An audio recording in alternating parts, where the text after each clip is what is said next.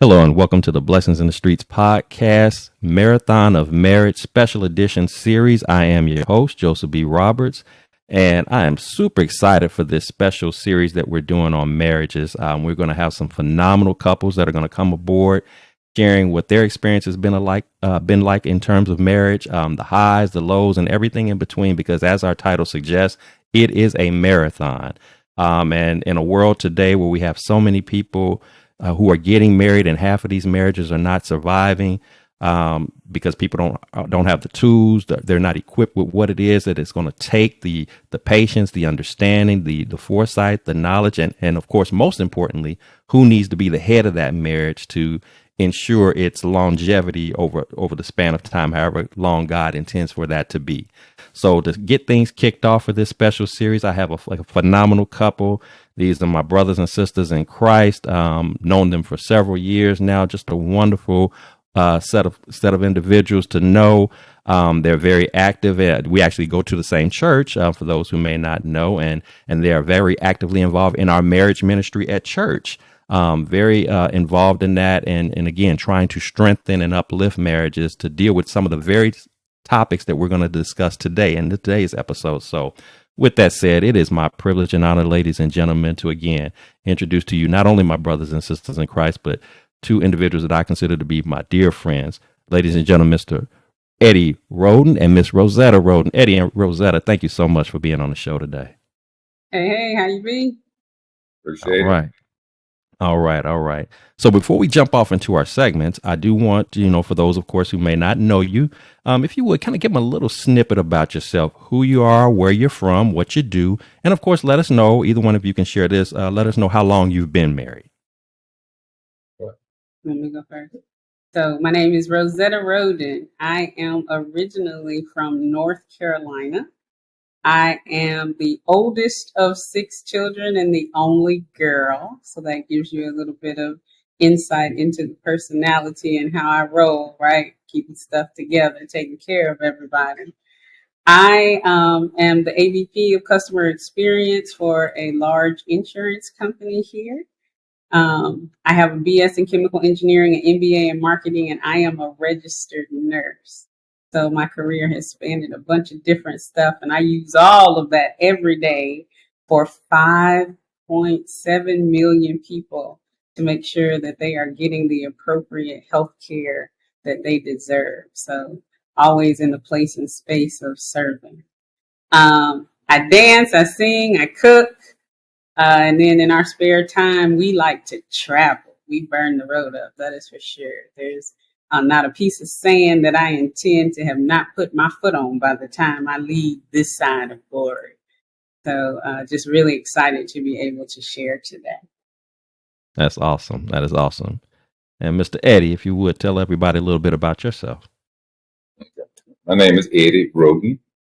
I was originated from Chicago, Cook County, Illinois, basically. I am the middle of 6 children. I'm self-employed. I'm an HVAC contractor. I'm a hard-working man. I've always been hard-working. I believe I will work until the day I die doing something. And like I said, brother Robert Joseph, he's a very, very good friend of mine. I mean, he's a touching feeling. He makes me cry. For some reason, he makes me cry. He's a good man, but I appreciate him inviting us on here to discuss the situation that we go through. Appreciate it. Absolutely. And again, thank the two of you for taking time out to do this because it's so important. Again, especially with the state of our marriages across the world, and who better to kick things off? And if you would tell us how long have you two been married? 8 years. 8 years. All right, 8 years. So, and for my listeners, as we go through this series, you're going to see a span of not only single-digit year marriages, but double-digit year marriages. I mean, we got the whole gambit. So, again, it's going to be a nice blend. So, this is definitely something, whether you're currently married, whether you're thinking about getting married, or even if you've had the unfortunate nature of an unsuccessful marriage the first go around, and you possibly are thinking about maybe doing it again. This is definitely the show that you want to tune in, the series that you want to tune in, because there's something in it to learn, to glean from for everybody, regardless of what your particular status is. If marriage is something that is even if just an inkling, is something that you're thinking about doing or wanting to maintain long term. So with that said, let's jump into our segments. And, as with any story, as with any journey, in this case, we're talking about the journey, the marathon of marriage, if you will. Again, just as always, when I do my episodes, I love to always go back to the beginning of where it all starts. And even in this special series, we're going to do just that. So with that said, the first question that I want to throw out to you is, and this is something I want to hear from both of you from, how did you meet? And what was it ultimately that let you know that, what, this is the one I want to be with? And so I'm going to just start with you, Rosetta, kind of reflect back on what was it like when you first met? What was that like? And what let you know that Eddie was the one? I want to go ahead and do life with him long term. So you heard me say that I dance, and Eddie and I met dancing. And the audience doesn't know that Eddie is 6'4", right? So you would think that it would be impossible to not see him because there aren't that many people that are that tall. But I never saw Eddie, ever. And one evening, I was leaving the dance site, and it wasn't uncommon for the guys to make sure that the girls got to their cars appropriately. And so Eddie came and said that he was going to walk me to the car. Now, I never even looked up. I just said, okay, because the dance community is very tight. Decent people always going to help you out, that kind of stuff. And I needed to get gas. So I was actually in my phone on Gas Buddy, trying to figure out where I was going to go. And so I asked, we were in South Dallas, or is that Oak Cliff? Oak Cliff. We were in Oak Cliff, right? I live in North Dallas. Let's be clear. So I asked Eddie, I said, hey, I see this gas station that's on Bonnie View. Is that far from here? And you're going to laugh. The response that Eddie said was, you can't go over there that time of night. This is not a good place for you to be going. And so for the first time, I looked up to see who it was that thought they was about to tell me what I was or not going to do. And I guess he could see the look on my face because he explained, hey, that's not a good part of town. I don't think, a young lady should be going over there. I'll go take your car next door and get gas for you before I let you go over there. So I didn't think anything else of it, right? We kept seeing each other at different dance events. And one night he asked me if I had been to a place called iPick. We've actually taken the couples there. And I had no knowledge of what it was or anything. And so we went, and he posted a picture of us there, and everybody went crazy, like, oh, somebody must really like you, blah, blah, blah, blah, blah. I didn't think anything of it. We did a couple of more things, and I had a lot of guy friends, so right, no big deal. And one day, Eddie changed his Facebook status from single to in a relationship. And so I called him, I was livid, because, the single dating space in the Metroplex can be relatively interesting, right? And so I'm like, you have a girlfriend and you didn't tell me, and we've been going places and you never introduced her to me. I'm not that kind of woman. I'm not trying to have anybody break out my windows and slash my tires. What is wrong with you? And he said, I'm talking about you. And I'm like, wait, what happened to do you like me? Can we talk? Check yes, check no. You can't just put me in a relationship. So he changed his Facebook status from in a relationship to it's complicated. And then we had to start all over from the understanding that he actually was interested in dating me. Fast forward to later, and it never honestly was my decision or interest. God told me that he needed me to do this. And he told me why he needed me to do this. And I agreed. And so Eddie and I have been together ever since. Hmm. Wow. That's pretty cool. That's pretty cool.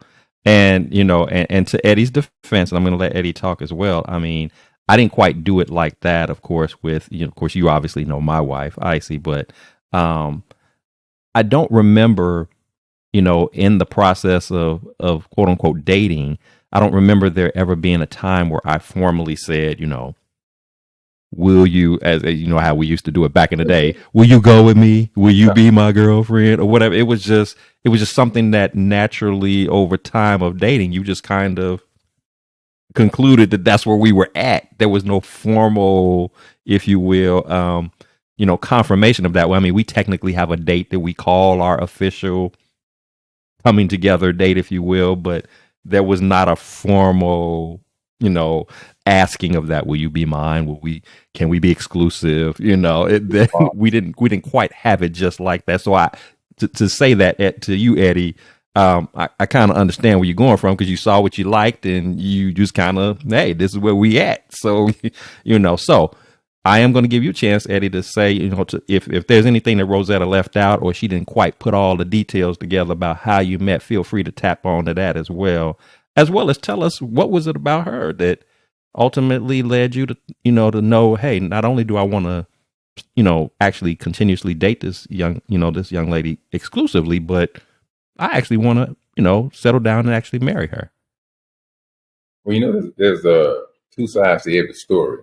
I know. That's why I'm giving you a chance to tell that side. But like she said, we did meet at a dance event, and just let everybody know, it was not a club; it was a event. And I saw her. I was going there with another young lady that we would go all the places to go dancing. We'd always go together. I was her like a bodyguard, make sure she was okay, and we'd always go dancing. And we was at this one event, and I saw Rosetta across the room, and she was in the middle of a lot of dudes, a lot of guys. And I looked at her and I said, I don't have anything to do with her. Because, you've been out there, and I was not fully back in the church, was that a way. I was always had God in my heart, but I wasn't back in the church. So when I saw her and a bunch of them dudes, I'm saying, she got to be doing something. How them male friends like that. You know how that, stereotype kind of talk go. And I ain't gonna have anything to do with it. And I didn't say nothing to her and this and that. And her friend that when I was going out with all the time was a friend of hers, and I didn't know it. So she introduced me to Rosetta, and every time Rosetta would come by, she would just say, hi and bye, hi and bye. One day she got sick. She's I'm going to go home because I'm not feeling too well. That's when I walked her to the car. And during the process of seeing her more and more often, we sat outside at the car one time. I was walking to the car. We sat there and we talked for 3 hours at the car. She was ready to go 3 hours ago. I listen. You know. Put it away, yeah, once I get comfortable with you, I got a lot to say. So we talk, and then I let her go. And then I went to my brother's wedding in California, and I went online and said, does anybody know where I can go dancing down here in California? Out of everybody on Facebook that I know, I didn't know a lot, but she's the only one that responds. And I had just met her. And she said, let me check. And she started looking, and she didn't find anything. We communicated a little bit. She showed me a little strawberry cake that she made, trying to win my heart through some food. I was like, okay, she cooked, but then we left it alone and moved on. And then, eventually, like you said, the more and more we communicated, the more and more fell in line with a connection became a connection. And therefore, we started dating. And what made me know that she was the woman for me was we got into an argument. We were both arguing. I was at her apartment, and I said, I'm finna go. Most men back in the, we don't want to stay there and fight. We're going to leave. We're going to get out of the situation. So one other hand, so I was going to walk out the door. She blocked the door. I said, I'm finna go, leave, let me go. She just blocked the door. Then she grabbed and hugged me, and she started praying. And when she started praying, it's like she had grabbed some butter. So I just melted right there. And the Holy Spirit said, you asked for this woman, and I gave it to you. And I accepted what I asked for. And from that point on, the work in progress, I just have to do what I have to do, what I asked for. And now I got to know what to do with it. You know what I mean? I got it. Now what do I do with it? That's where the rest of the book come in. That's awesome, man. That is awesome. And for people who don't understand the the power, the significance, if you will, of God being in the midst of a relationship that is ordained by Him, as men, and it's well, I'm not going to even just say as men, just as men and women in general. If you understand the power of God and what it means to be in relationship with God, there's something that's very attractive. You can even go as far as say it's something very sexy, if you will, about a godly woman, a godly, and from a woman to a man, a godly man. There's something that's attractive to that. Now, not everybody that's attracted to it is attracted to it for the right reasons. For some people, when they see that presence of that godliness there, they see it as a challenge to see if they can somehow break them from being this, in alignment type of individual with God, to see if they, which is why a lot of times you see, if we keeping it real, which is why a lot of times you see pastors get caught up in situations like that, because there are women in the congregation who are not just necessarily physically attracted to that pastor. They're drawn to it. Again, it's the sexiness, it's the beauty of a man. And the same thing happens with a godly woman. But of course, in your particular case, if we got individuals who are doing it with the right intentions, it's very easy to see, Eddie, as you stated, where you just felt like you were just like butter in her hands, because the last thing you're thinking about, and I've been in situations like that before, where you've gotten into it with, gotten into an argument or whatever with a woman that you're dating or what have you, and the whole "you're not leaving" or standing in your way type of thing. We both know that can go a lot of different directions, but the last one that you're thinking is, "I'm going to grab you and we're going to pray this thing out." It's usually going to be more something that unfortunately might lead to something that gets physical, in terms of, you're going to get out of my way and all that kind of stuff. And here she is praying. So I'm sure that threw you off a bit, but in a good way. Like, it threw me off a lot.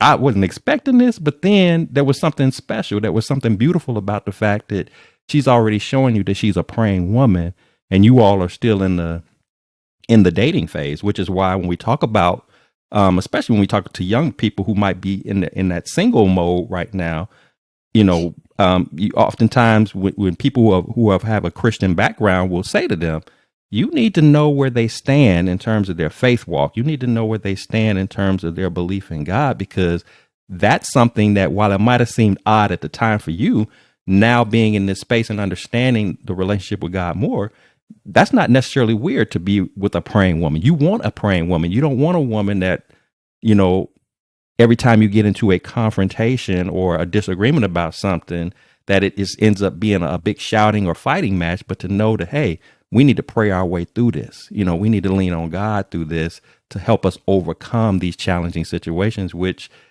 in all honesty, in part, that's why a lot of our marriages in these days and times are failing, because the absence of God in that marriage. It's not even about the confrontation, because we know that we serve a God that can help you overcome anything, even if it's some of the more extreme, serious stuff that can happen in a marriage.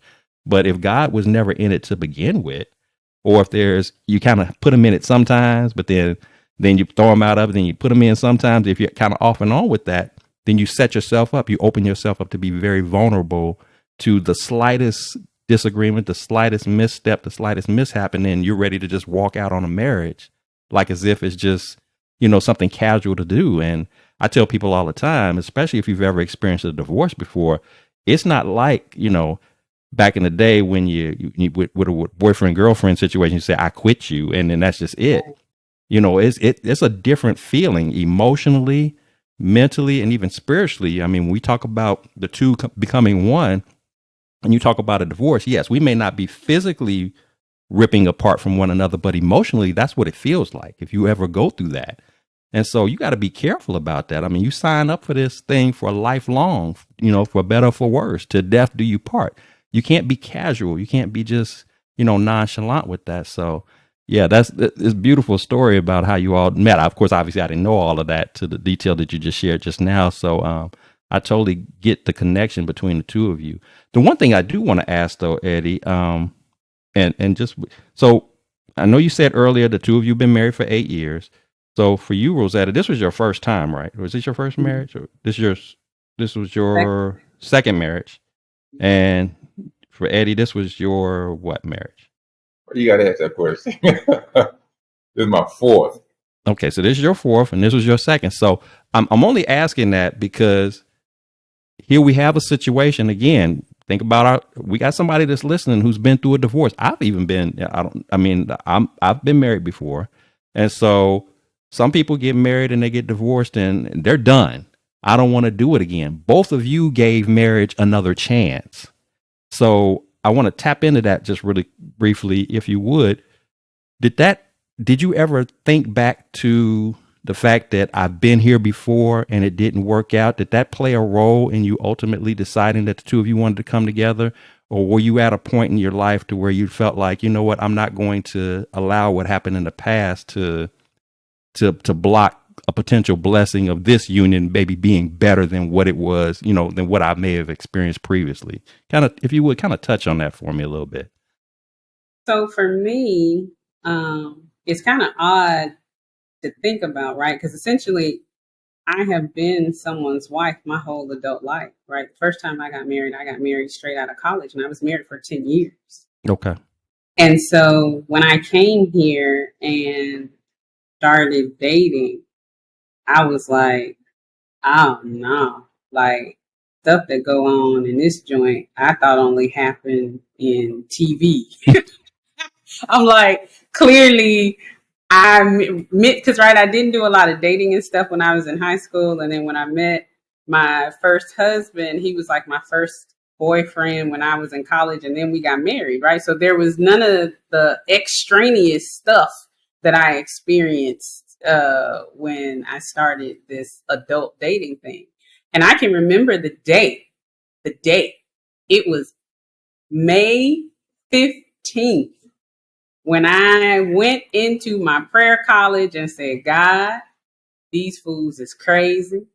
And I understand that it's just going to be me and you. And I'm okay with that. Mm-hmm. And I met Eddie 10 days later. Hmm. And when it came to the thought about marriage, like even though my first marriage didn't go in the way that I thought, I didn't leave that marriage saying marriage was bad, right? Mm-hmm. I left that marriage saying, I understand that there are rules and boundaries that God puts in place for a reason. And if those things aren't followed by both people, right? Then that's what makes marriage not work. So I never had a negative impression of marriage, but the people that I was coming across clearly fell into that bucket of they don't believe what God says we supposed to do. So this just ain't gonna be right. And I wasn't gonna be out there still trying to search, and I was just done. And so when Eddie came and was serious about being married, it's funny, he said, oh, I saw her with all these dudes. He quickly found out when he started dating me that him nor them dudes was getting nothing. Period. That was not how we was rolling, right? Mm-hmm. And despite that, the first thing that I really paid attention to was that even though I told him flat out, I'm not sleeping with you unless we got the same last name, he didn't go nowhere. And Eddie and I dated for 2 years before we got married. And he waited all that time, right? So that showed me something about the interest and the rules that we were saying we were trying to follow. But I wasn't sure, right, that I really wanted to be married again, because there was a peace with just me and God, right? I don't have to explain to God what I need because God made me, right? And so God had taken very good care of me in my single space. And now I was about to start, I was going to have to trust God to trust somebody else to take care of me in that way. And before that had failed, right? Mm-hmm. But God said, if you trust me, I need you to do this. And you'll see the outcome on the other side. Now, I'm still waiting for that outcome. Y'all, I'm still waiting. But I trust God more so now than I ever have before. And so whatever it is that he's working out in this to demonstrate, I'm all for it.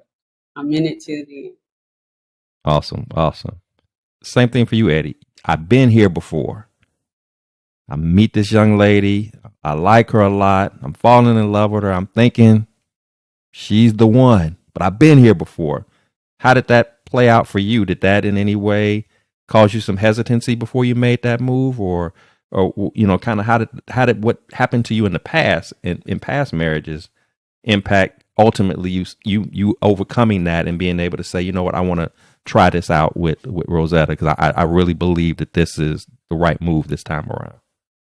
Well, first of all, like I said, I was basically raised in church, even though I didn't really know what church was. It was, as children, I can remember the exact day I was first baptized. I can remember who and why.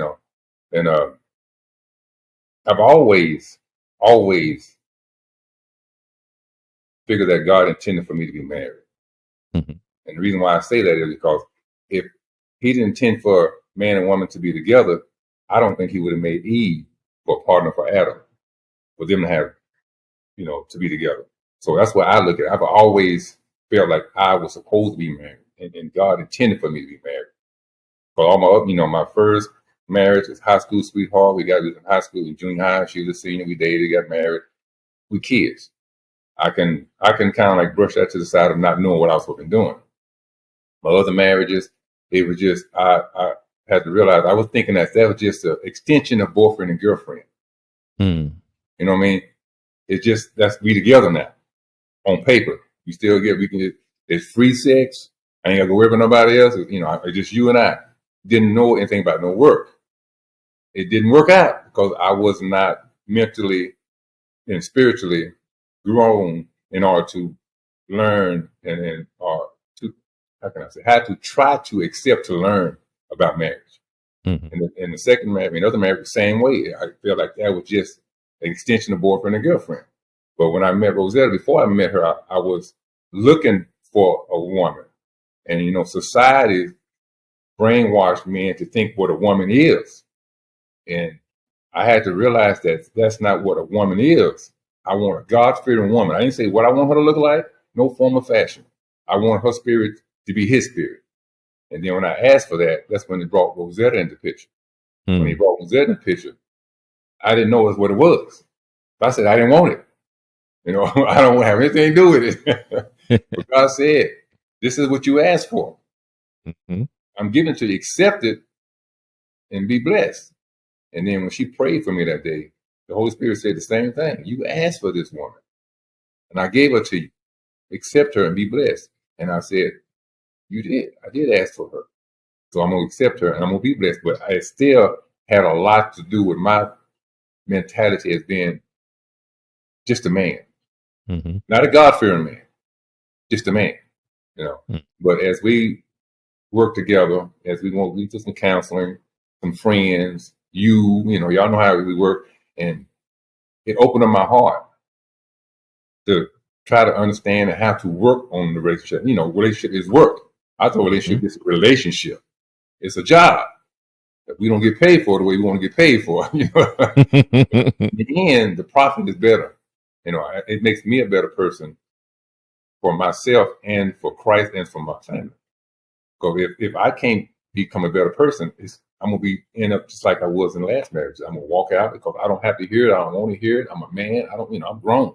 You can't tell me what to do. I'm gonna do what I want to do. But I have to accept that I'm still a man. I can do what I want to do and I want to do it. But it's not about me. It's about her. I have to make adjustments for her because I am here basically for her. If I ask for her, I'm responsible for her. I can't just sit and say, hey, you can go do what you want to do. I'm gonna do what I want to do. We just married, We go to church Sunday morning.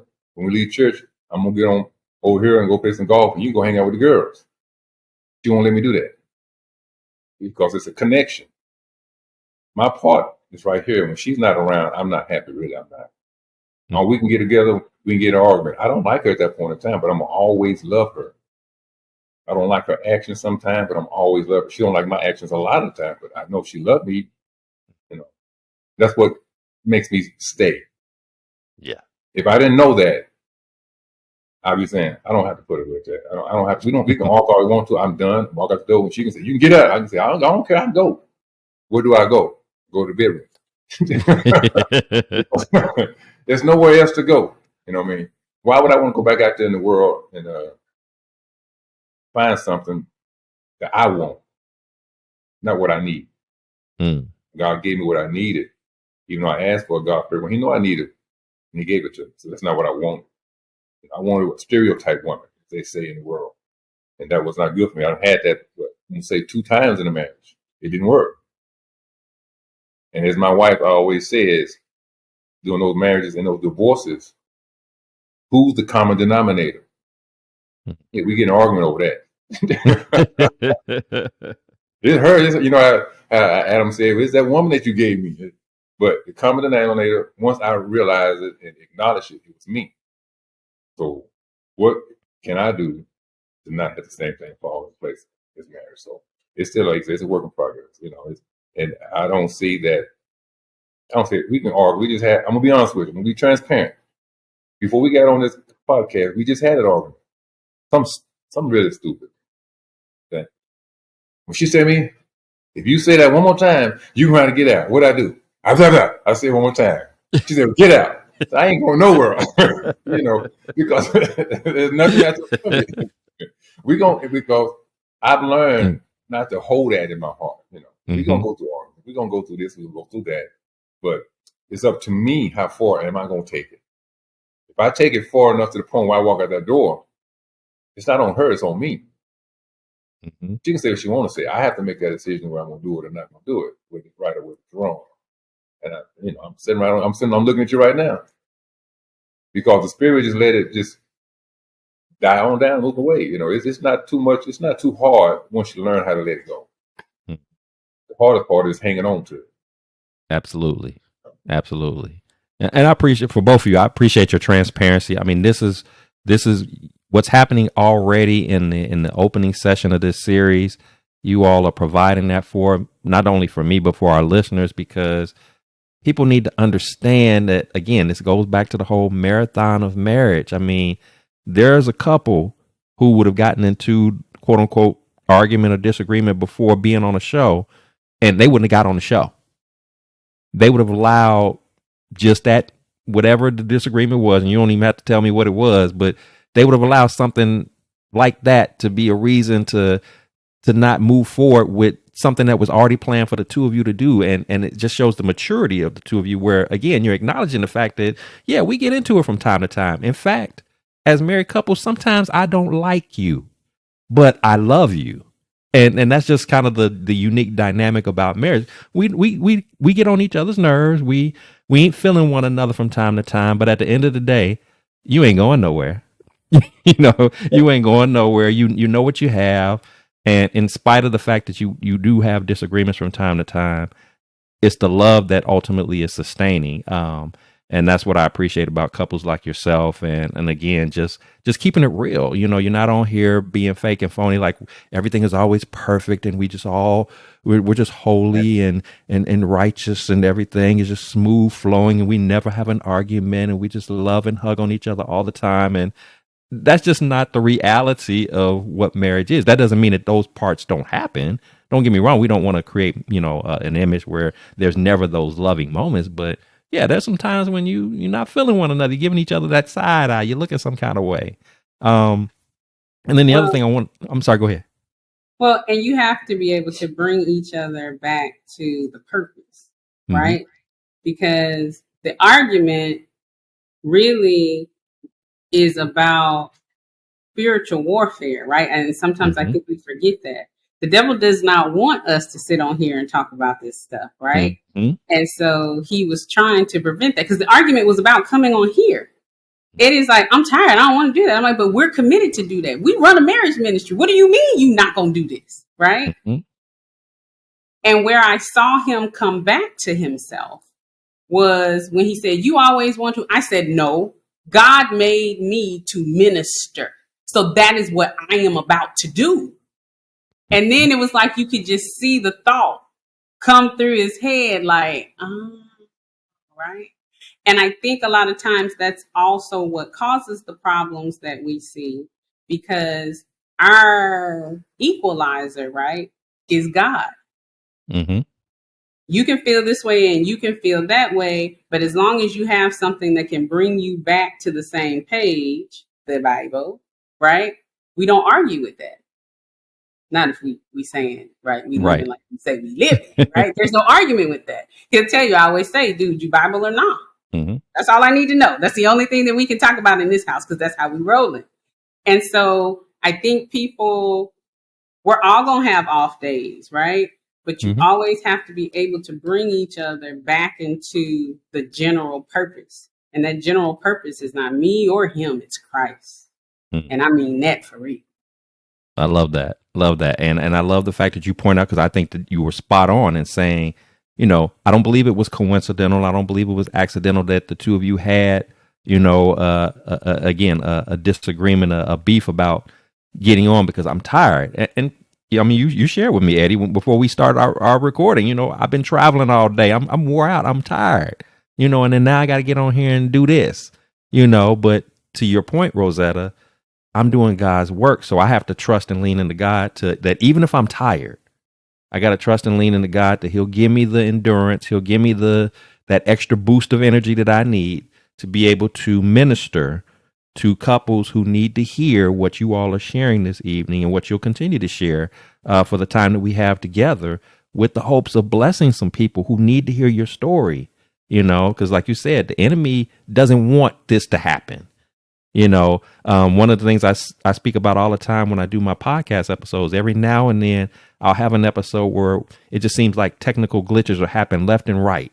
And the flesh part of me wants to get upset and frustrated and wants to just, you know, maybe we just need to not do this today. But then I had to pause. And as you said, what's the purpose here? What are we doing here? And I promise you, every time that I've had situations like that happen, where I didn't give up, or I didn't allow my guests to give up, and we just fought through it.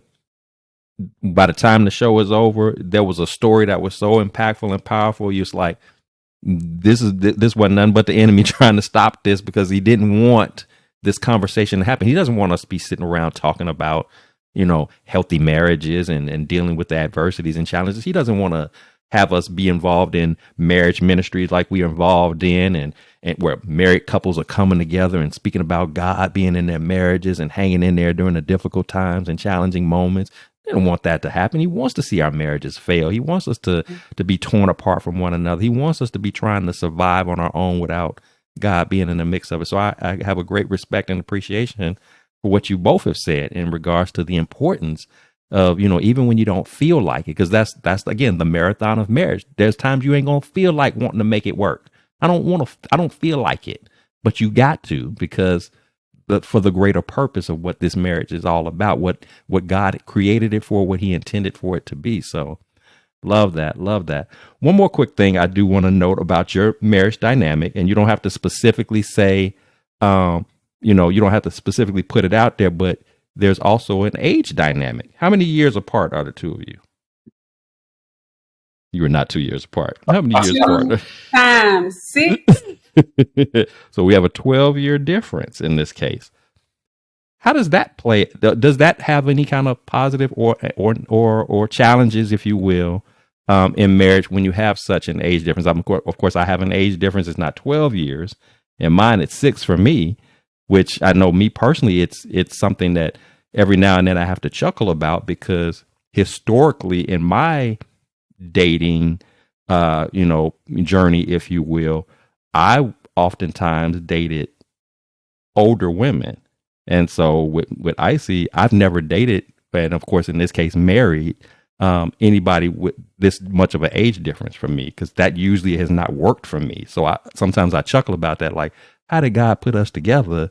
Because I would have never back in the day dated anybody 6 years younger than me.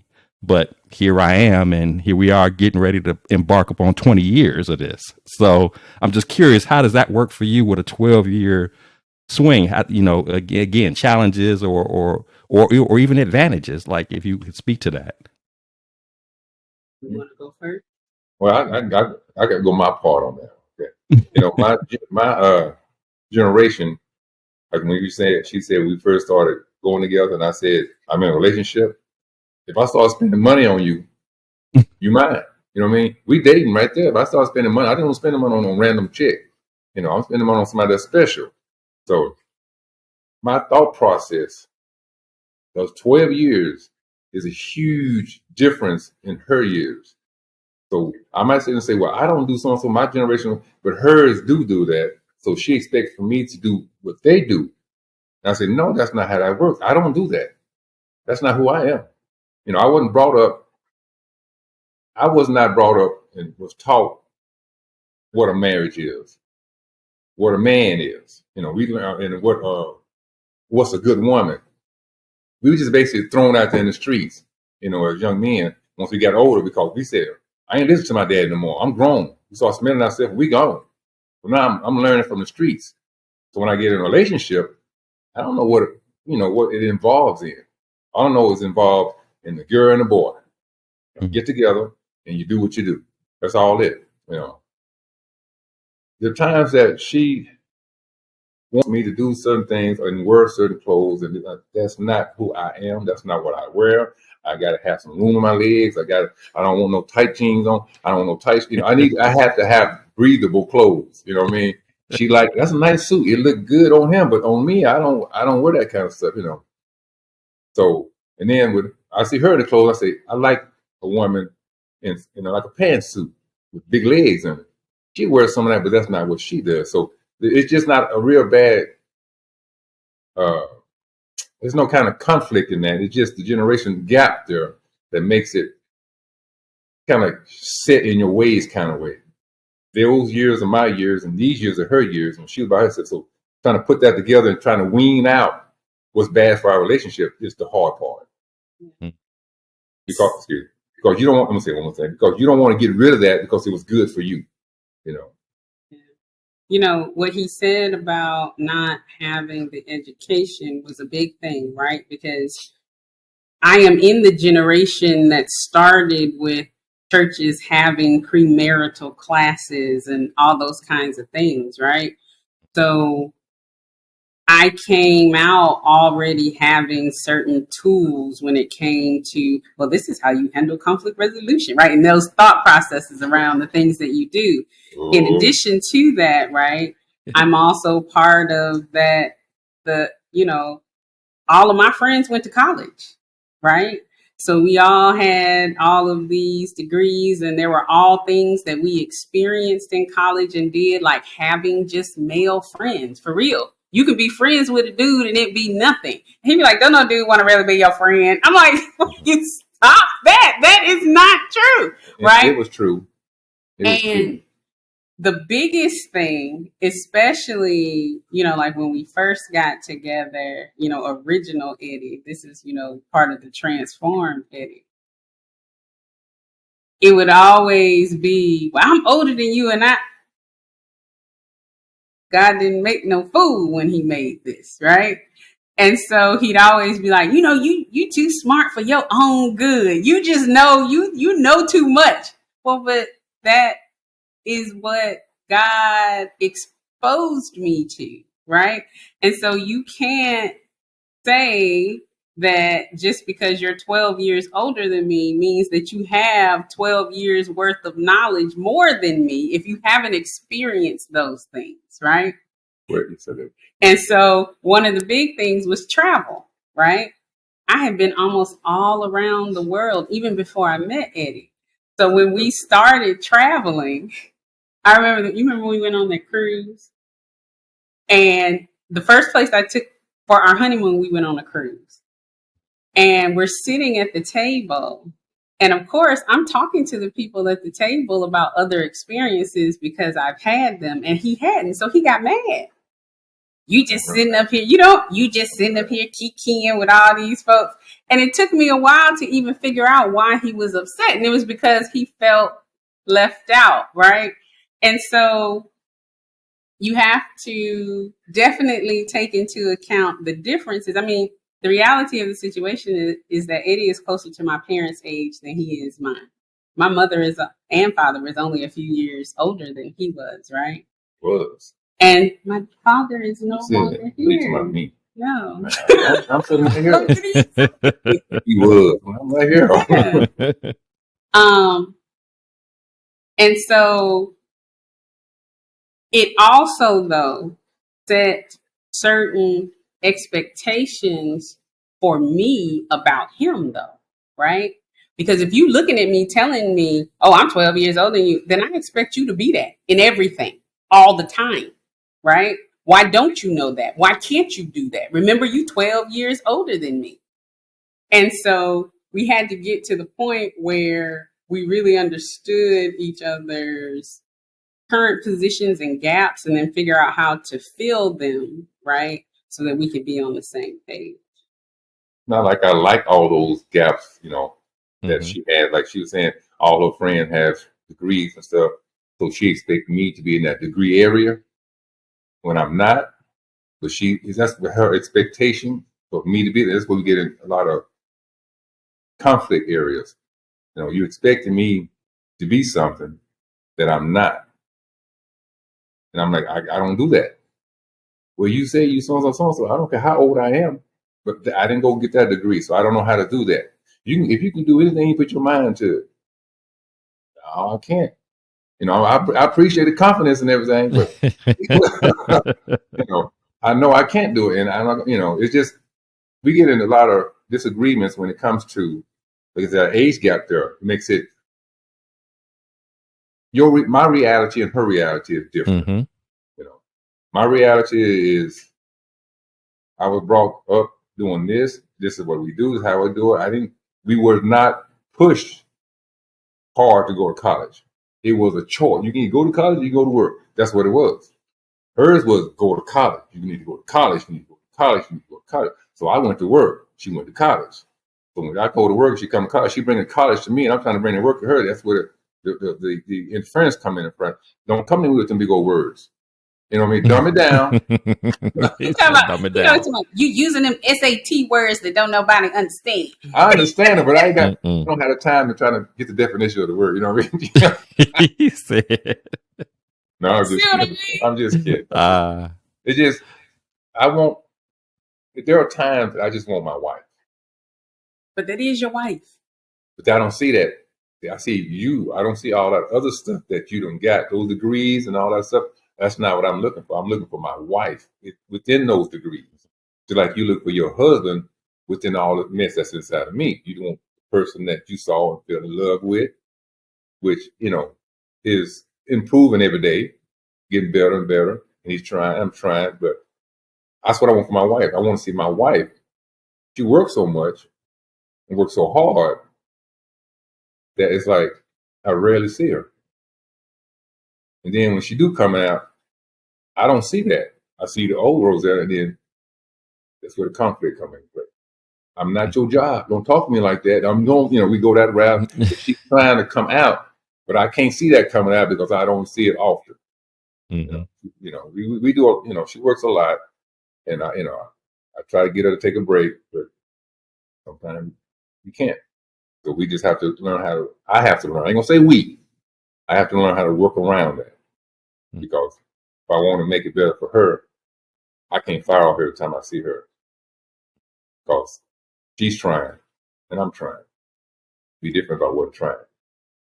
I think what I'm hearing, of course, I think I hear a little bit of, a need of compromise, which I believe the two of you do, but I also believe that there's some there's some sharing, there's some experience sharing, if you will, that goes on between the two of you, which I think sometimes is a great advantage when you have a somewhat, larger difference in age group, between the husband and the wife, because like you said, Eddie, there might be some things that when you're the older spouse in the relationship, like because I'm the older spouse, obviously in mine, there are some times when sometimes you can get set in your ways because you've lived longer and this is just how you've always done a particular thing, where that fresh perspective from your younger wife kind of gives you some insights on some things that maybe you wouldn't have never thought of or might have not been interested in trying. But then when you are, you kind of put that stubborn part to the side and you say, okay, I'm gonna try it. I'm gonna experience it. And you might find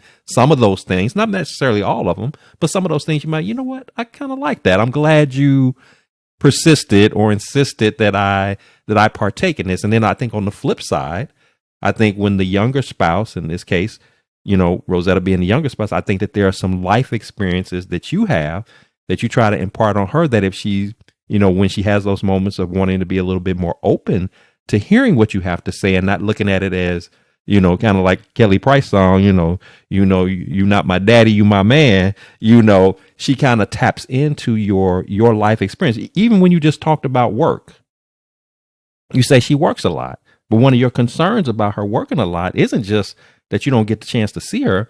You're wanting her to slow down a bit because you don't want her to, you understand I don't want you to overdo yourself. I don't want you to wear yourself out. I don't want you to let that job, while it might be something you enjoy doing and, it may make good money and all that kind of stuff.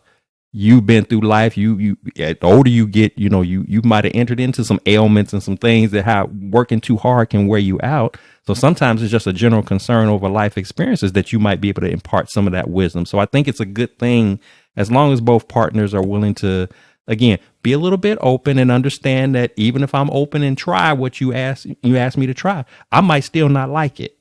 So if I don't like it, don't force it on me. Don't try to make me like it, regardless of whether it's the wife to the husband or the husband to the wife. But at the same time, be open to seeing those different experiences, because you can learn something from one another just by trying to see their perspective of it or seeing the other one's perspective of it. So, I knew about your age difference, so I wanted to tap into that because I know it affects different people in different ways. So, and one other thing, and this is not a question, but a comment I wanted to make earlier. Rosetta, you talked about how, when you and Eddie first met and how his initial perspective of you when he saw you around all of these guys or whatever. And one of the things that you made clear up front was, until we got the same last name, the whole physical aspect of things, that's not popping off.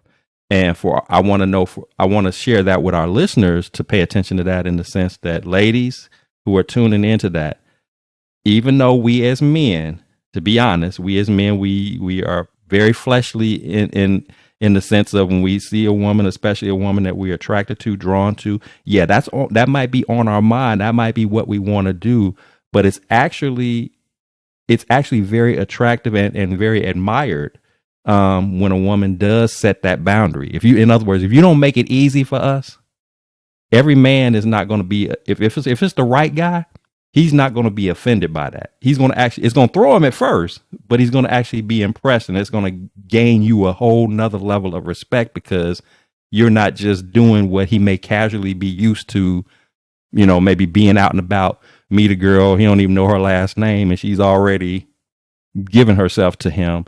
When you stand your ground and you say, no, we're not doing this, it's not popping off like that, then it forces me as a man to say, am I really serious about her? Or was I just looking at her as just something to do? And if that brother is still willing to stay around after all of that, chances are you're at least on the right track of having somebody that's going to be worth your time connecting with. Because if, like I said, if he ain't about that, he ain't going to be, he's going to be gone in an instant, and you're going to know right away.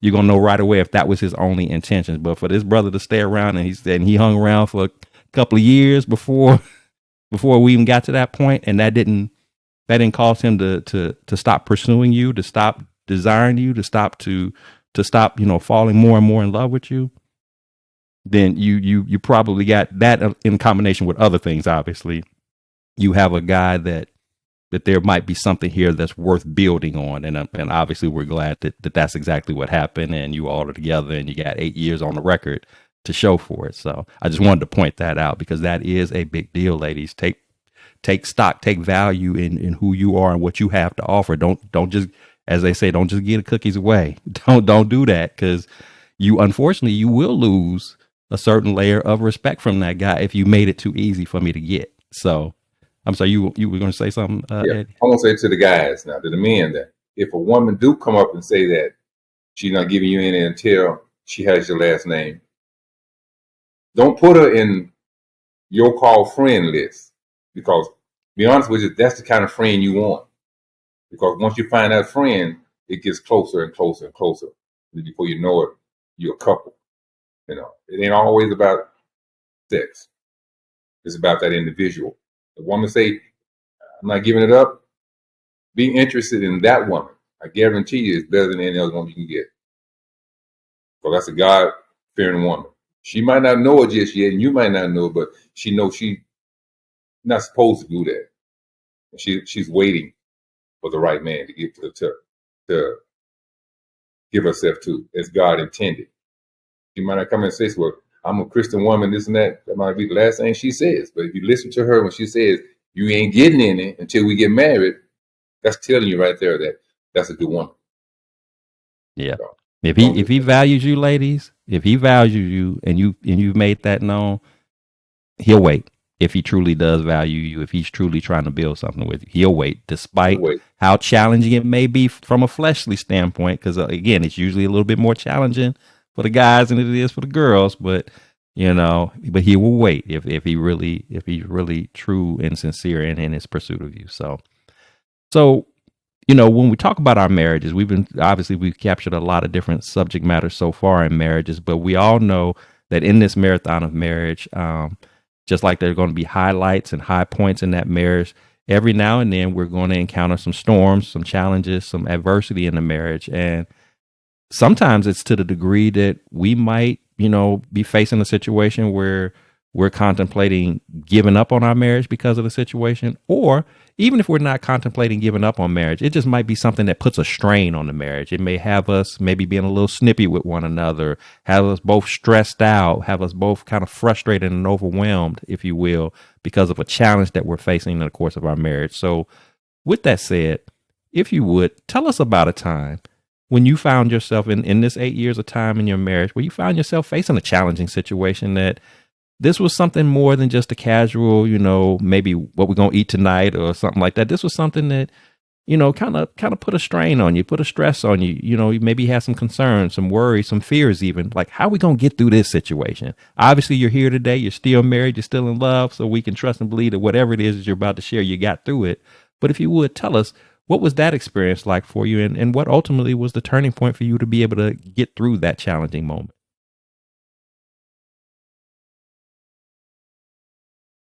Don't look at me. Go ahead. Look at you. You want me to talk? I mean, either one of you can tell a story. Well, mine was it was a real bad incident. I mean, I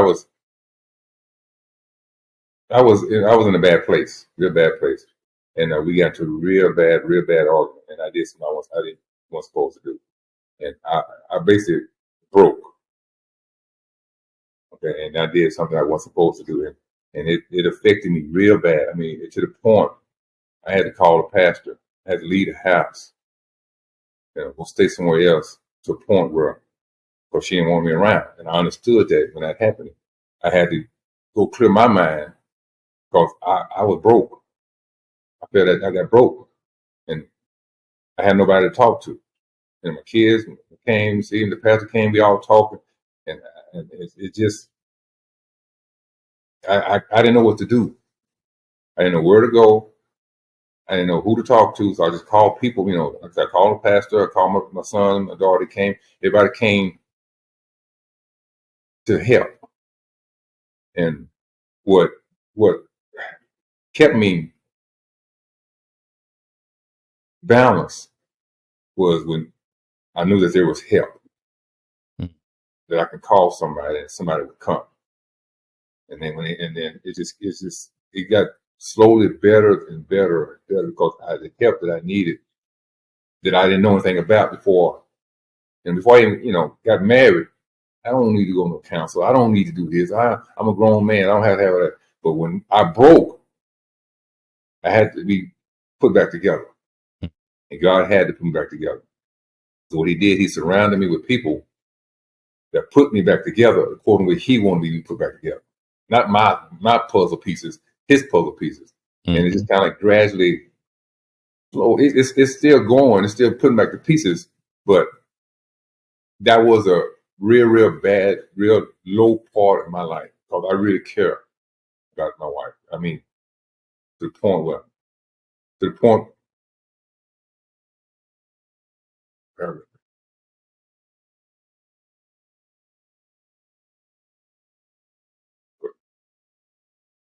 it was very hard because I wanted to die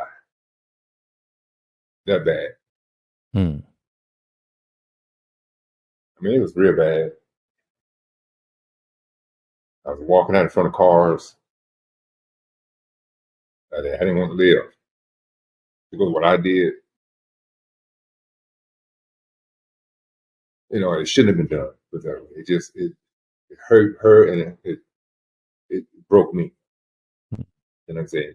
But I was put back together from the grace and the mercy of God to be better. Because, I had to be broke. First of all, I had to be broke because the way I was then, I was too hard for no reason at all. Always. Why? I didn't understand, but that's why I was brought up like that. It had to be hard. As a young man, you grow up, you be hard because men don't cry. So I was like a rock. Nobody can get to me. I let nobody get to me. But then when I got broke right there, I was in pieces. I didn't have a mind basically. I just basically lost everything. Lost the woman that I love. I lost the woman that I asked for, that God gave me, where I felt I don't want to live no more.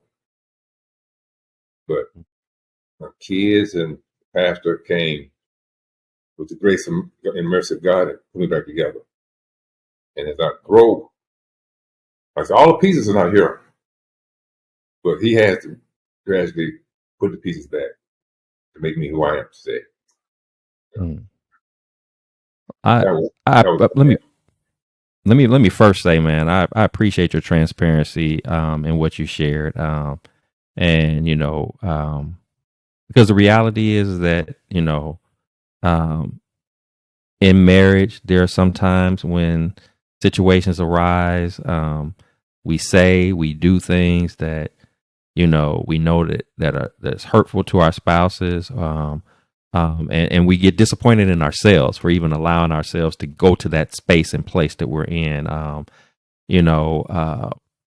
again, this is stuff that happens, not only just in marriage, but just in life in general. Sometimes you just have dark moments in life and you say to yourself, if I could take that back, if I could, turn back the clock, I would have never done that. But ultimately, and this is again, what's so powerful about what you just shared is a marriage that has God in it, where God is a part of that union.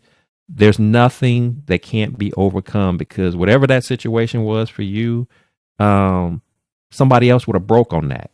Like when we say broke, they not only were broke in terms of the marriage itself breaking apart, but they might have broke to the point to where you talked about, like I didn't even want to live as a result of this. Somebody might have taken their life as a result of this.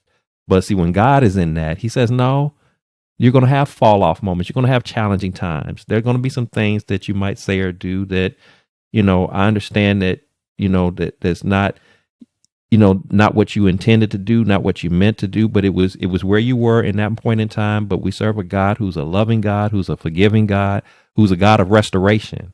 And when God is a part of that marriage, it makes such a huge difference that, even in the most challenging of times, he can get you through that. And one of the ways that he gets you through it, to what you just spoke to, Eddie, is that he can connect you and surround you with people who genuinely and authentically love you, who genuinely and authentically want to see your union work, want to see you be restored, want to see you be made whole. And that's so important. Even when we think about our marriage ministry that we're all a part of, it's more than just a little hangout group for married couples to come to kick it with each other that just so happen to go to church together. That circle of people, Christian, married couples, imperfect, we all raggedy, we all got our baggage, we all got our stuff, but we know that we have a family unit, if you will, that if we was really going through something, we was really, down on the dumps about something, that we could connect with one another. I know that, if Icy and I were going through and we didn't know where to turn, we could reach out to you and say, we need to talk, and we need to talk to somebody who understands marriage and sees marriage in the same perspectives that we do, and won't be judgmental on us, but they will pray for us. They will pour into us. They will give us counsel. That we have a pastor that we can reach out to who won't be looking to just throw us up out of the church because we had an issue in our marriage, but will be there to pray with us, to counsel us, to come alongside us, to encourage us, to uplift us, to give us some strategies and some pathways to be able to mend, any hurt or any pains that we might be feeling. All of those things is so critical. And again, that's why, I wanted to do this series. That's why hearing you share what you just shared, man, because so many couples, 9 times out of 10, there could have been other couples who, regard whatever that situation was that went down, they would have been done.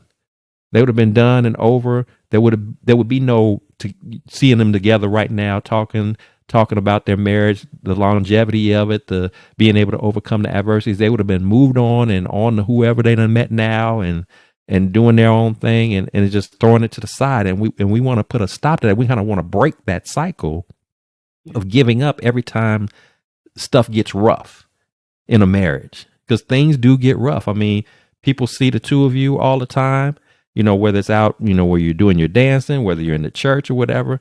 Nobody would look at you visibly and imagine that you all ever go through challenges and adversities. People see me and my wife all the time, and they just assume that everything is always, happy go lucky and, and smooth flowing. But we every marriage has their challenges. It's just a part of it. It's what comes with it. But again, you just can't get stuck in those challenging moments. You process your feelings. You get, whether it's anger, whether it's disappointment, whatever that is, but then you tap into God and you allow Him to be your guide, your direction, giving you again the next steps to take to be able to come back together, to open up that heart of forgiveness, to be able to talk out whatever the situation is, and just know that no problem, no challenge, no obstacle is too great for God to overcome, even in the confines of a marriage. So appreciate you sharing that with us.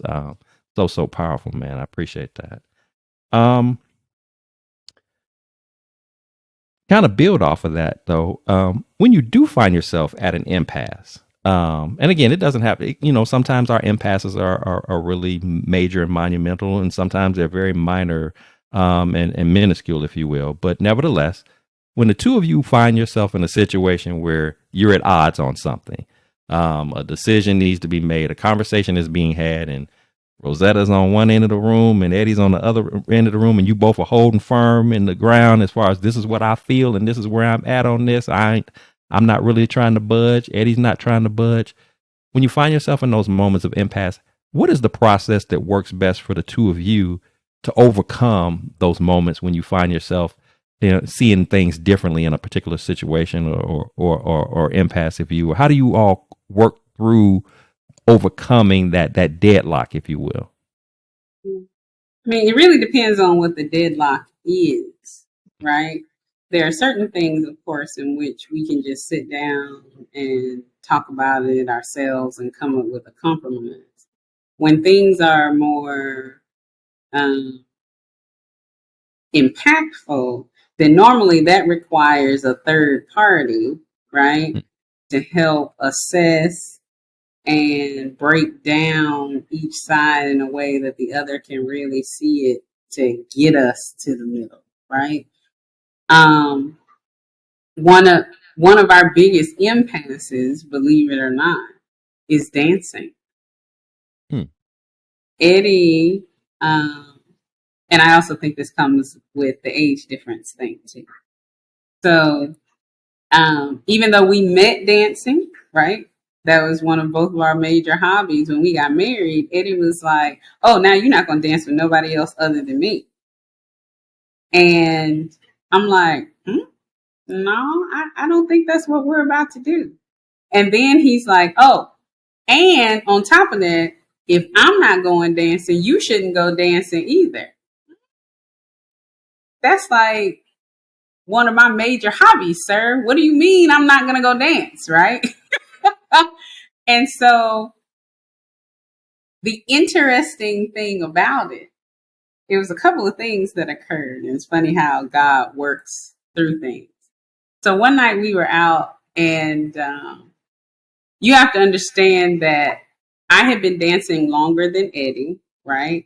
And I was a competition dancer. So I had dance partners that I danced with and won money with and all that kind of stuff, and had been doing it for a very long time. So like I was a big time dancer. And so he's like, you know, my woman shouldn't be asking no man to dance. They need to come ask you and da da da da da.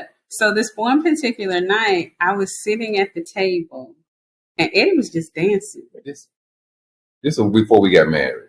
Eddie was just dancing and dancing and dancing. Tell him I put stipulations on my woman when we got to dance. I said, you don't ask no man to dance. He wants to dance. He asks you to dance if I'm allowed that to happen. Then I said, okay, you don't ask the man to dance. So like she said, I'm up dancing around, doing all the dancing, and I honestly, now she's sitting at the table, and I'm dancing up, and I happen to look over there and look at her. She looked like a wounded puppy, and I'm like, she's not having a good time. She's not having good. So I said, okay, forget about it. All that stuff I said.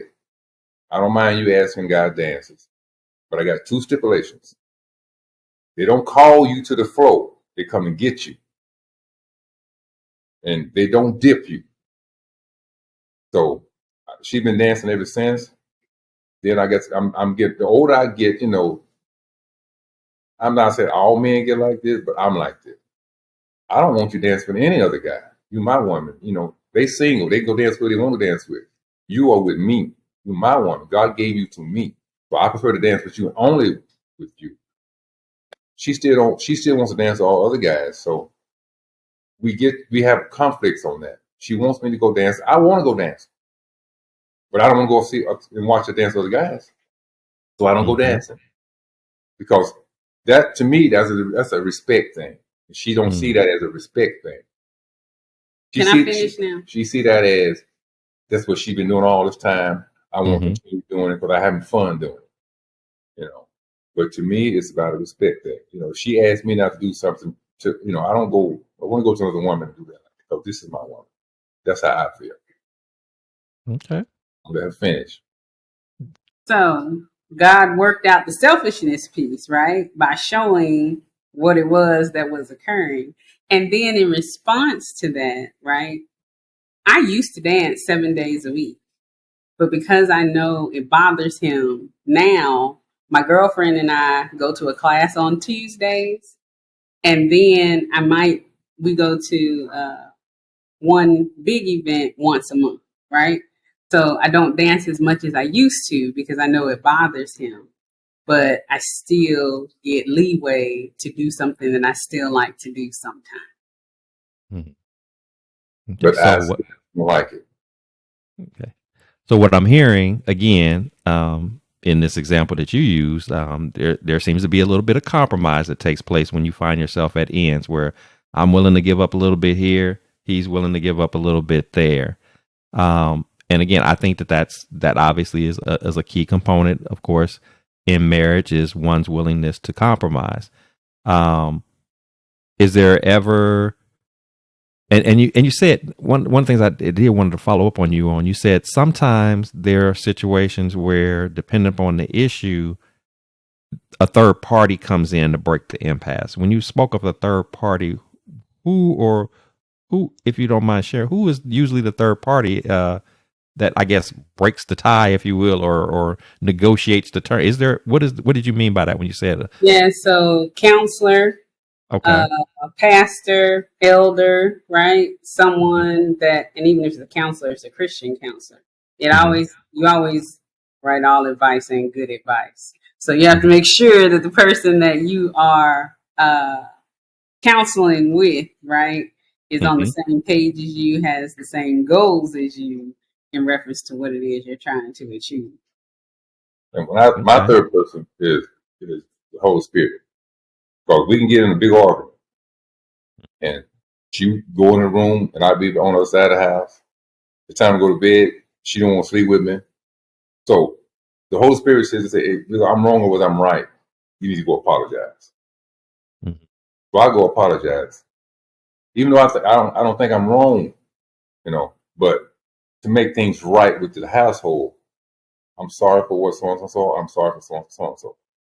I don't always go to an individual for the third party. I mean, I can be sitting there watching TV, and all of a sudden, some say, you need to apologize. You were wrong. But I'm not always right. But I'm not always wrong. So what? When he sits there, when I hear that, I'm like, I just get him to go apologize because I don't want to have the stress of angerment on her part. I don't want her to be mad at me, first of all. So I apologize to her. She might accept it, she might not accept it, but it will always put on my heart to apologize. And then to me, when I did my part of what I needed to do to try to make the house better, the other half is up to her. So I just let the Holy Spirit talk to me, and I will do my best to listen, whether I'm wrong or whether I'm right, because it's not about me; it's about her right now. She mad, I'm fine. So I want to make things right for us. So I have to be, as they say, the bigger man. To apologize to make things better for this relationship. And what you just spoke to is very difficult at times, taking on the role of being a bigger man or being a bigger woman in a particular situation, because a lot of times, unfortunately, marriages break down, if you will, because you have one spouse or another trying to be right in a particular situation. And there are some scenarios, like you stated, I've been in that situation before as well. There's some scenarios where what you might be saying, your stance on a matter, your argument on a matter may be not only correct, but it may be the best move to make. But it's kind of like you have to pick your battles. It's one of those things where sometimes you have to say, you know what, I might be totally on point with what I'm saying and what I'm feeling on this one, but if my spouse is feeling, a certain kind of way about it, sometimes I just have to concede to that. And again, not make it be about a right or a wrong, but like you said, just to bring us back to a neutral stance, if you will. You know what? I'm going to let you have this one. I'm going to let you have this one. Sometimes we have to do that. Now, I do believe that there has to be a balancing of that, because you don't always want to feel like, no spouse wants to feel like they always have to be the bigger person. Yep. So if the husband is always feeling like every time we got to be at an impasse, the tie always goes to the wife, or every time the wife is at an impasse, with the husband, the tie always goes to him. Nobody wants to feel like that. It has to be, sometimes you got to give, sometimes I got to give, and again, and like, we may know without a shadow of a doubt that we are dead right on the matter, and we might have to let something go their way, and we might get surprised. You just never know. Sometimes you'll concede to your spouse, and you find out by conceding to them, things played out okay, and you're like, I was kind of holding my ground. I didn't want to give up on that. I conceded to her, and everything worked out. And then sometimes, even if you do concede and it blows up in that spouse's face the way you thought it was going to blow up, you don't want to be that spouse that comes back and say, I told you so. This is not my opportunity to rub it in your face. I knew this was going. No, it's just, we have to, even in moments of conceding, you have to be willing to be supportive behind that conceding, to say, even if this doesn't play out the way I'm thinking that it's probably going to go, I still love you. I still support you. I'm not going to throw this in your face. I'm not going to rub your nose in it. It just happens, because that's the thing about trusting one another in the course of a marriage, is understanding that sometimes, you're going to allow me to make a judgment call on something. You're going to concede to me, and it may not work out. I need to know that you still support me, and not that you, again, look at that as an opportunity to throw digs at me, or to rub my face in it, because, humiliating your spouse is not a healthy pathway to a long lasting marriage.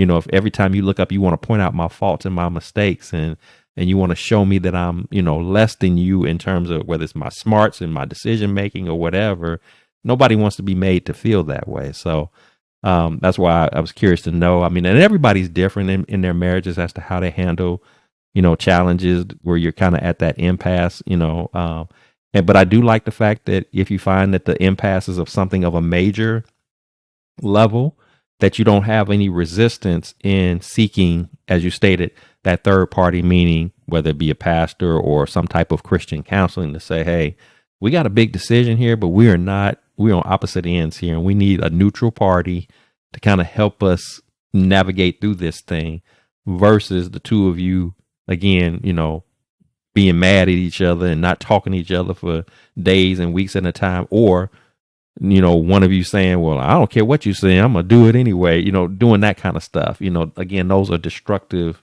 type of behaviors that can kill a marriage.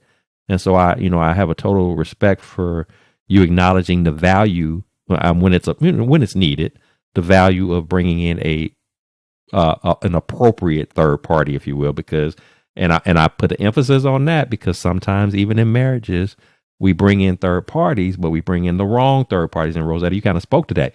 You need to trust. Like, it's probably not a good, and I'm saying probably, I should eliminate that word.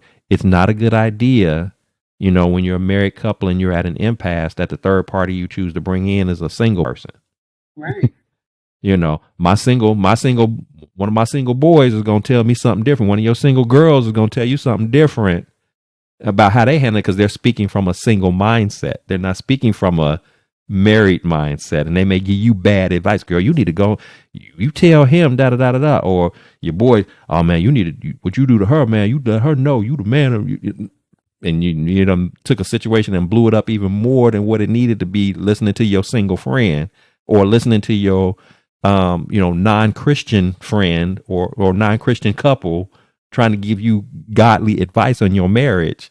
You got to be careful about who you seek that counsel from. But nevertheless, if you're seeking it from the right place, somebody who's going to, again, give you truth, give you an honest, non-judgmental perspective, then that can always be beneficial in the course of, being able to break those impasses in marriages. So with that said, if you had an opportunity, and we may very well have listeners tuning into this episode at this time, if you had a chance to speak to those couples out here who are at a point in their marriage that something is going on, or some things have been going on to where they're ready to throw in the towel, they're done with this. I'm sick of him, he's sick of her, I'm over it. What would be your words of encouragement, your words of advisement to those individuals that are thinking about throwing in the towel on their marriage? Why shouldn't they do that? What would you have to say to them? So for me, right, I would say, barring abuse, right?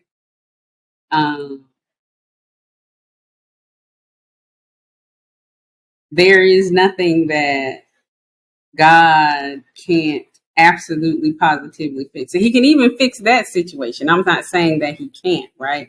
But we're not advocating for anybody to be staying in a place or space in which there is danger, right? Sometimes I think people misunderstand when they hear Christian people talking about sticking it out, right? Nobody is expecting you to have yourself in a place or space in which you are being abused. Get yourself to a safe place, and then you pray and figure out what else it is that you have to do, right? But I think we have to remember that when we get married, the covenant that I made with God. I made a promise to God that I would be with Eddie, that I would love Eddie, that I would obey Eddie, and that I would with Eddie, right? That is who I made that promise to. I didn't make that promise to Eddie. So even though it might be hurtful, like if I were to leave Eddie or whatever, the reality of the situation is the contract that I actually broke, I broke with God. And I don't think people really look at it that way, right? I even think nowadays, if you think about the way the vows are said, it really doesn't even point to that's really what we're saying, right? And it's a very different feeling to think about the fact that you are breaking a promise to God than it is to think about the fact that you are breaking a promise to just another person, another human being like you, right? There are plenty of times where I'm like, oh, this is it. I'm done. And then I go back and I think about, but God dog it, I told you I was going to do this. How much longer do I have to do this, Lord? Right? And we have those conversations, and God knows what your heart is and what it is that you're going through. And every single time, I kid you not, that I honor that promise that I made to God, God handles it. I mean, for real, handles it in ways that I just would never, ever have imagined or could never work out myself, right? And I don't mean that from some like, holy roller, all that kind of stuff, right? But I think we don't give enough credence to the spiritual part that happens in all of this. We forget, right? Because we're just living day to day in the worldly space. And those are the things that we see, right? That we can actually tangibly touch and all that kind of stuff. But there are real spiritual things that are tied to all of this that if we really, really think about it, right? Eddie started this by telling you all that I prayed for him. And I can tell you that in that moment, that was not my thought. I wish I could tell you that I was holy enough that I was just like, oh, let me pray. No, I was like, God, get this man out my house. And God said, no, pray for him. What you mean pray for him? I mean, if you can hear the conversations that I have with him, right? It's not this holy roller thing. It is a real relationship. And he was like, girl, just do what I told you to do. And look what happened, right? So the more that you first can get yourself right in your relationship with Christ so that you can hear those things, right? There are times when we are in arguments and Eddie will say something, and sometimes I feel like God takes my voice because it's coming, right? I'm quick on the draw. But God will be like, don't say that. And I'll be like, but did you hear what he just said? I said, don't say nothing. And those times that Eddie says he hears the spirit come say, you knew you was wrong and you need to go apologize. It's those times when I shut up, when God told me to shut up. And then when I came back, I'd be talking. Right? Mm-hmm. So really, really, absolutely, positively, being in tune with God is like number one, a spoon coon. Number two, if you are not ready to not be about yourself, marriage is not for you. I get that. Period, point blank. You cannot be selfish and be married. About you. It's not about you. Right. That's what I'm saying. If you're not ready to give up the selfishness and really have your life be about somebody else, marriage is not for you. That's not what this life is about. Your role will always be to put your spouse first. And if you can't see yourself doing that and you can't see yourself being about that, then you might need a little bit more time in the oven before you go and get into a relationship, because I can promise you it's not going to be great. It's actually going to be really hard, and you're going to be suffering and stressed a whole lot, because that is what this is about. No question about it, all the time. The third thing is make sure that you have the right village. Even in the times in which Eddie and I have had struggles over the years, there has never been people around us that are like, oh, y'all just need to let that go, right? Everybody around us is always like, we're going to get together. We're going to work this out. What do we need to do to help you work this out? Here, right? You need people in your corner who have similar goals, who are rooting for you, who are trying to do the same things themselves, right? I saw a story the other day that says you are the average of the 5 people that you hang around the most. Mm. right? And so that made me pause and think about, who am I around the most? What are their characteristics? What is it that, they do? And what do we talk about, right? And so who's influencing what's happening in your marriage is very important. So make sure your village is tight. Awesome. You have anything to add, Eddie? People looking to give up on their marriage? Any words of wisdom for those who are looking to give up, or just keys to success in a longevity of marriage? What's necessary to keep it all together and so you don't give up? From my perspective, I can't really tell a woman on the basis of how to, maintain a marriage and what to do. But mine is basically for the men. In my generation, we were growing, like I said, growing up to be hard, and we always hard. We hard on our wives. Our heart is hardened to the point where our wives can't even get to us. First of all, you don't have to be hard to your wife. She's supposed to be soft. There's a time and place to be hard, and one is not with your wife. A lot of us, we didn't have a father in the household, so we grew up in the streets, so we hard. It's okay to be hard in the streets, but when you come in your house with your spouse, you let leave their hardness at the door, because your heart can't be hardened to her, because she can't love you. You can't love her. You won't allow it to happen. So leave the hardness, leave the manhood at the door. Come in your house as a husband, not a man. Because a man can do what he want to do. He's going to be hard when I want to be hard. You can't get to me. A husband's going to be open to his wife because he needs her. I'm hard, so I need somebody soft to help me out. I don't know soft stuff. Won't be hard as hard as I can be, don't want to be, but I need somebody by my side. As they say, the other day we had to meet, opposites attract. Mm-hmm. Hard and soft. I don't need to be too hard. She don't need to be hard. So we gonna make it. But we always fight. We always argue. Nobody's giving in. Something. The guys we just need to allow our hearts to be softened for our wives. And in order to get your heart soft, you have to open up to Christ. He can teach you how and when to use the hardness that you need to use. Your wife is not one of them. So just kind of be free with her. Open up to her. Talk with her. When y'all get in an argument, I'm not always right, even though I want to be right. And I'm going to argue with you till the day I die that I'm right. We're going to fight. We're going to fight because that's all I know. Learn something different. You don't need to fight your wife.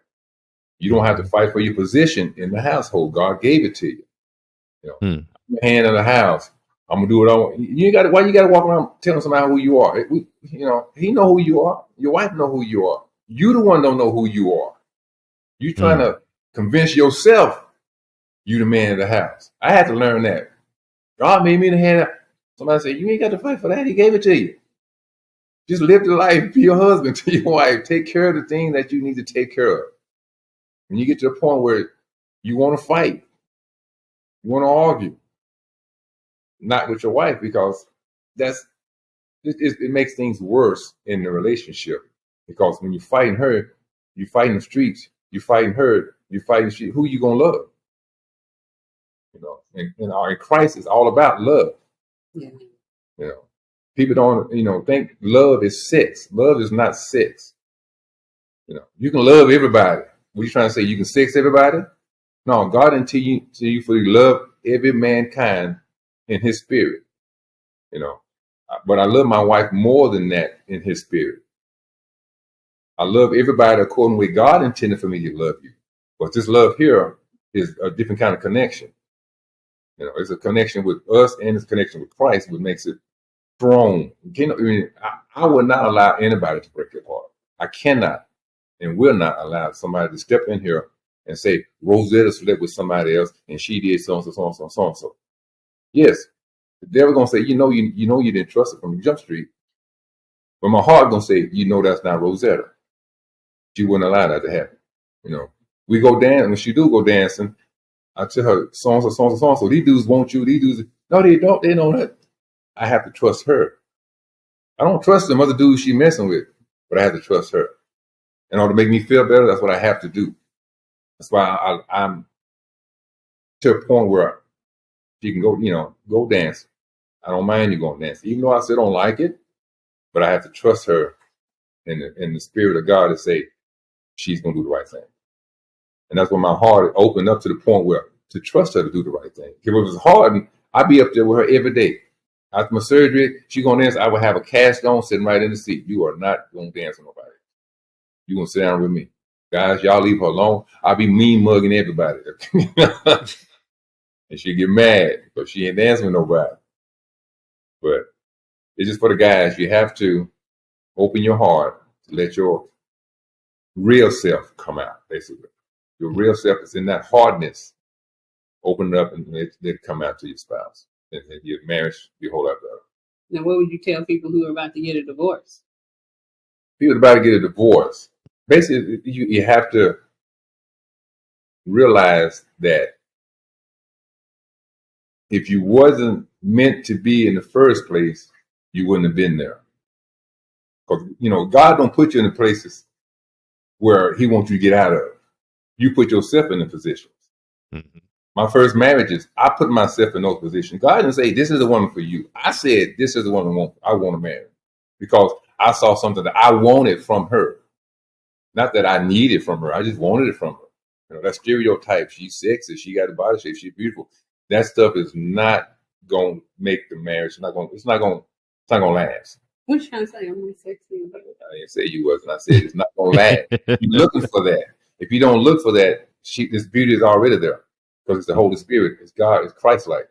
But if you go out there, you're looking for just a sexy woman because you think that's what God intended for you to have. You're not going. Your marriage ain't gonna make it because somebody else gonna look for the same thing. So they're gonna see her, and then she gonna see that, and she gonna get all that attention, and she gonna want to be blasting over here, flirting over here, flirting over there, and before you know it, y'all separated because it's not what God intended for you to have. That's what you wanted, not what you needed. So when you decide I'm gonna get a divorce, first thing you need to do is think about what God wants for you. Because only God can give you what you need. You can give yourself what you want, but what you need, God gives that to you. Because he knows what you need, not you. You don't know what you want. I'm glad you pointed out the God factor in that, because I think that's, for obvious reasons, we know that we want God to be at the head of our marriages to last. But particularly when we talk about the possibility of divorce, you're thinking about calling it, throwing in the towel on it. It's like one of the first questions that you should ask, what you said, is kind of like, has God been in our marriage? Because if he's not been in our marriage, before you pull that trigger on divorce, and it's not too late, but before you pull that trigger on divorce, let's see what putting God in this can do. Can it salvage this marriage? Can it salvage this marriage? And I believe that if God wasn't previously there in that marriage and you allow him to enter into that marriage, he's going to reveal to you whether or not you're having the troubles right now that you're having because you haven't allowed him to be a part of it. But I think he'll also reveal to you in some instances, and this is where I think divorce might be appropriate, is that he'll also reveal to you to say, I never told y'all to get together to begin with. Right. If you had counseled with me up front, you would have known that I never condoned this. But again, regardless of which direction it is to go, whether it's to keep it going or whether it's to let it go, you bring God in that, run that by him. If he's currently not in it. Now, obviously, if you embarked upon this marriage and God was in it from the get-go, then to what Rosetta said earlier, God can overcome any challenges, even if there are some that are a bit extreme in nature. Whether you're talking about, infidelity, whether you're talking about, abuse of some sort, there's nothing that's too big for God to overcome. So if he was a part of that marriage, then you definitely need to tap into him, because God doesn't want us to just call it quits, even though there's some biblical principles in place that, God pardons, if you will, for a divorce to take place. Even in those moments, he still doesn't necessarily want you to treat marriage as something that the minute it gets rough, the minute that you don't like something, that, okay, we just going to quit. We just going to throw in the towel. So, definitely make sure, has been stated by both of them, by both of you, is that, taking into consideration, God's role in this marriage and thinking things through before you even make such a decision. But once you're in it, understand that it's not going to always be, a bed of roses all the time. That you're going to have some days. This is, again, that's where the marathon comes in. You're going to have plenty of days where there are going to be challenges and obstacles and barriers to overcome. But you're also going to have plenty of days where smiles are going to be on your faces, laughter and enjoyment, fond memories. All of those great things are going to happen. But it's a mixture of all of those things. That's just life. And so if you go into marriage understanding that, I think that serves you well in terms of being able to survive long term. But you can't do marriage by yourself. Husband and wife are not going to be enough alone to make a marriage last. I don't care how fine she is. I don't care how handsome he is. I don't care how smart and educated you are, how, what good jobs you work. All of those things won't sustain your marriage if you're trying to make it happen with God not being in it. It just won't work. And I think we need to understand that. So the pre-preparation, as well as once you get to that moment where you're even contemplating throwing in the towel, that's where I think you need to start. Is where is God in all of this? Is he even in the picture? Have we talked to him? Is he in any way connected to this? That's going to be a big determining factor as to whether or not there's even a chance of salvaging it. Because if you don't have any intentions on putting God in it, if he hadn't been in it before, then yeah, you might as well let it go, because you're doing something that's out of order anyway. If God ain't in it, it's out of order. So it probably should be broken up, because he was never a part of it to begin with, or he was, and he was in the beginning, and you threw him out of it. You told him you didn't need his advice. You didn't need his guidance, his direction. So kind of keep those things in mind, but nevertheless, let's break this cycle of being so quick to give up on our marriages. We got to stop that. We can't treat our marriages as being this casual thing, because it doesn't just affect the two people involved. I mean, one of the things, which is part of the reason why I wanted to do this series, is, I've had a number of people who've come on and sharing their different stories and life challenges, and some of that has involved divorces, but it's not always about a husband and wife getting divorced. There have been people who have been traumatized even as far back as childhood, seeing their parents divorce, and the impact that that's had on them and decisions that they've made in life, and and traumatic cycles that they've gone through as a result of being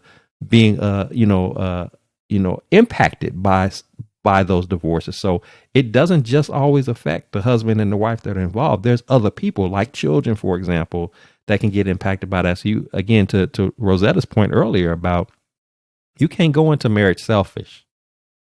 Yeah. You cannot go into marriage selfish. If you're going in there selfish, if you're going in there doing the, my way, what's mine is mine, yours is yours, that whole, we married on paper, but we functioning like single people, or we functioning like roommates in the house, and that kind of stuff, that's not going to work. It's just not, so we got to break that. We got to do things. We got to do marriage in alignment with how God intended. So. And that kid thing is a big thing. Go ahead. I said that kid thing is a big thing, right? Because regardless as to what you say, people do what they see, right? Mm-hmm. And even like our son, he'll say things about his girlfriend, like, "Oh, well, mama, she don't cook like you," or, he'll do something that I don't like. And I'll say, "Why would you do that to her? You would never do something like that to me." "Well, you wouldn't accept that, but she would." I mean, you know what I'm saying? Mm-hmm. So he's paying attention, right?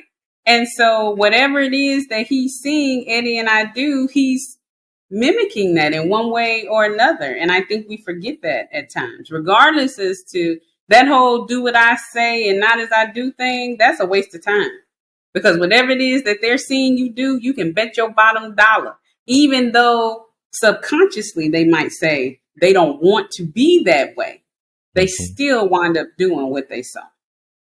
Yeah. That's a big piece. I mean, because even as a father myself, of a daughter, I've had moments where I've even, pulled my own child to the side and said, apologize to her for seeing me behave in a way that I know was out of order, whether it was something, the tone of my voice or the words out of my mouth, or things like that, because I don't ever want her to get if you will, a negative image of what ultimately that man in her life, whenever that time comes.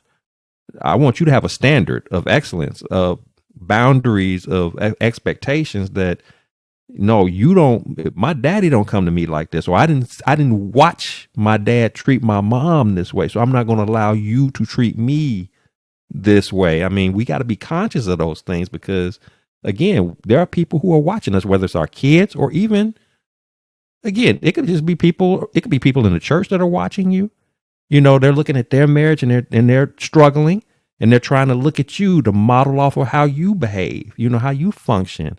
You know, you just never know who's paying attention to you, and that's not to make you be paranoid, to feel like I got to always be on my toes, but to a certain degree, you do want to be a living example, a living testimony of what this looks like. We're trying to, just in doing this episode, we're being real in the sense to say stuff happens. We go through challenges. Even if you're a believer, Christian marriages go through challenges just like non-Christian marriages go through challenges. The big difference is that with God being a part of it, we know that there's a pathway for us to overcome our challenges. Whereas if you ain't got God in it, you might not be so fortunate.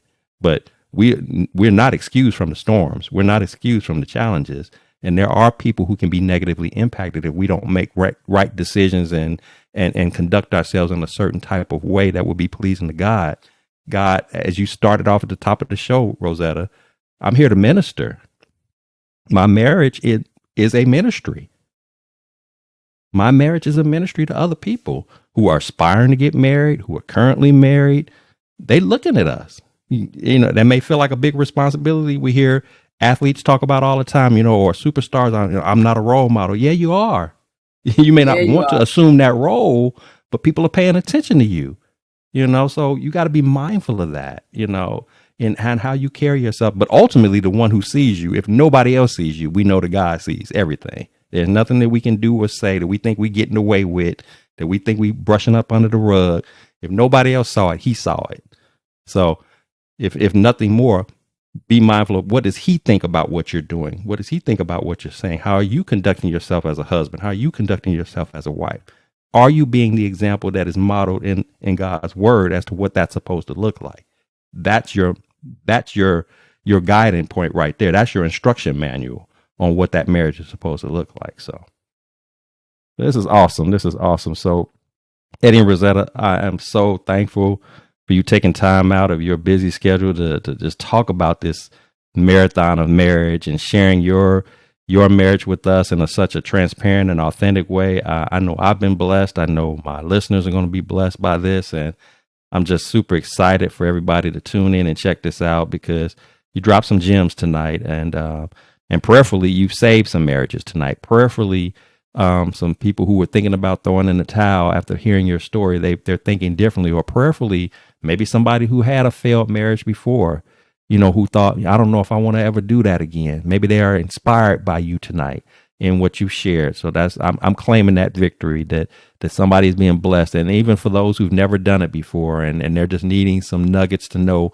what are the steps that I need to be taking as I enter into that journey of even thinking about going into marriage, what things that I need to be considered, prayerfully that they have grasped some of those concepts, grasped some of those gems that you dropped tonight, and sharing your knowledge and your insight about it. So I definitely appreciate it. But before I let you go, as is customary here on the Blessings in the Streets podcast, we want to celebrate you, acknowledge you, love on you. Is there anything exciting that you all got going on as a married couple, or, you know, any good news you got to share, anything upcoming plans, anything like that you'd like to share with us? I mean, well, we just celebrated our anniversary in March. We took a trip to Alaska for that. That was pretty cool. Awesome. We, as you said, you know, we lead marriage ministry. And so every second Monday of the month, we have a Bible study called Motivational Monday. And every fourth Saturday of the month, we have what we call Social Saturdays, where the couples get together and just have a good time, right? Dating is important. We all have jobs and kids and all that kind of stuff. So we need to make sure that we're making time just to be with each other without anything else involved, right? And then, of course, we got to have Bible study because Bible study is always important. That's what keeps us in line and together. So if any, point in time, anyone would like to come join us, they can reach out to you, reach out to us, and we'd be more than happy to have them. It's a great group of people, and we're really excited to be able to share life with you all. Did I leave anything? Awesome. I have one thing to say, though. Revert back to when you saying marriage is not a bed of roses. If you look at it, a rose has thorns until they get to the beauty. So before you get to the beauty of Christ, you got to go through some thorns. Just want to bring that out. I love that illustration. Love that. So Rosetta, please tell everybody. I know for those of you who are tuning in, the ministry that she's speaking to, we call our Rhythm and Soulmates is the name of our marriage ministry. So for anybody who might be in the DFW area, Dallas-Fort Worth area, that would like to participate in that, how could they connect with you to find out more information about our marriage ministry if they want to participate in any of the activities or want to be involved in that? What would be the best way for them to do so? They can email me at rroden@nevcfamily.org. Awesome. We would love to have you. We have a great time. And that's the other thing, the beautiful thing about our marriage ministry is, we're trying to break that whole stereotype, if you will, that says that, Christian couples don't have fun. Yes, we do get in our word. We do talk about, certain challenges and things like that. But we do, kick back, lay back and have good times, whether it's movie nights, whether it's game nights, whether it's, date nights here or there. We do a lot of exciting and fun things. So again, if you're in the Dallas-Fort Worth area and you want to check us out, hang out with us, please reach out to Rosetta and she'll be more than happy to give you more information and get you connected. And we would love to have you be a part of what we're doing with that. And so for my listeners, if you've enjoyed today's special broadcast here about the Marathon of Marriage, enjoyed our discussion, what we're sharing here, please subscribe, please like, please share, please comment, because here at the Blessings in the Streets podcast, this is what it's all about. We want to inspire, we want to encourage, we want to uplift.